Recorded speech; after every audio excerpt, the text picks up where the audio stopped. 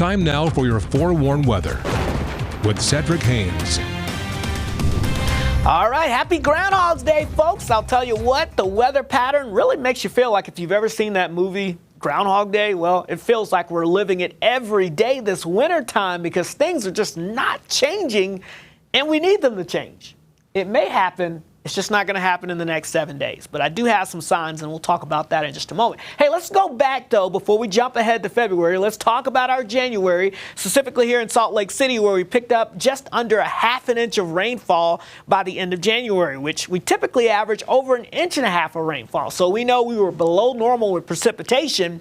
But here's the bigger story, no doubt about it, the snow number. In fact, I don't even have a number on the map because we only picked up a trace of snow for the entire month of January. That is unheard of, folks.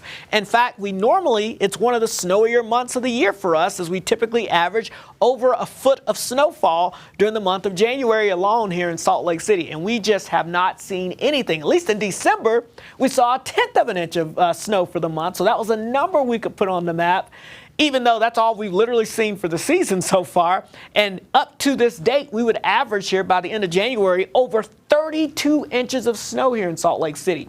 Now, last year was not good, but at least we had several inches by this time. Right now, we are running a ridiculous deficit, and it's got to start snowing soon for us to try to make some of this up, at least try to get halfway closer to that average. We'll see what happens in the future weeks to come.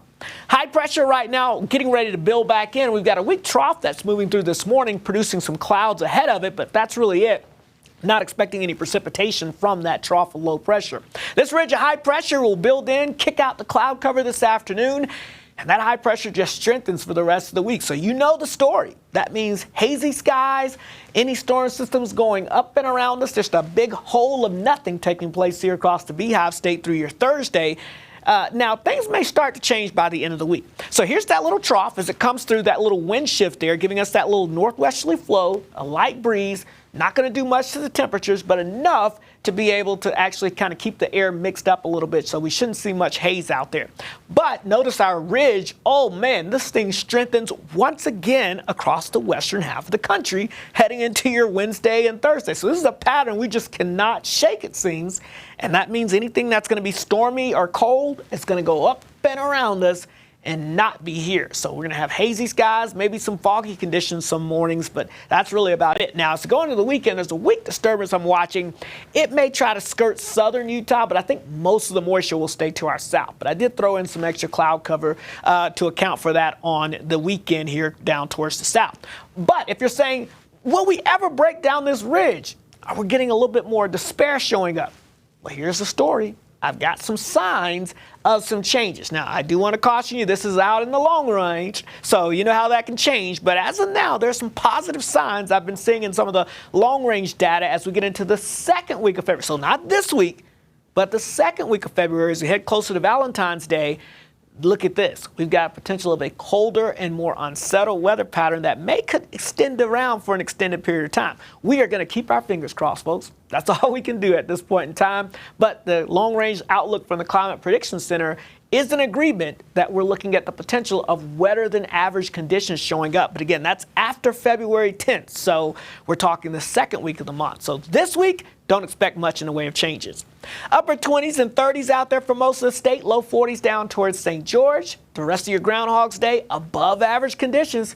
Hey, like Bill Murray says, it's Groundhog Day again, folks. Upper 40s and low 50s across the north, mid 50s along the I-70 corridor, upper 60s across southwestern Utah.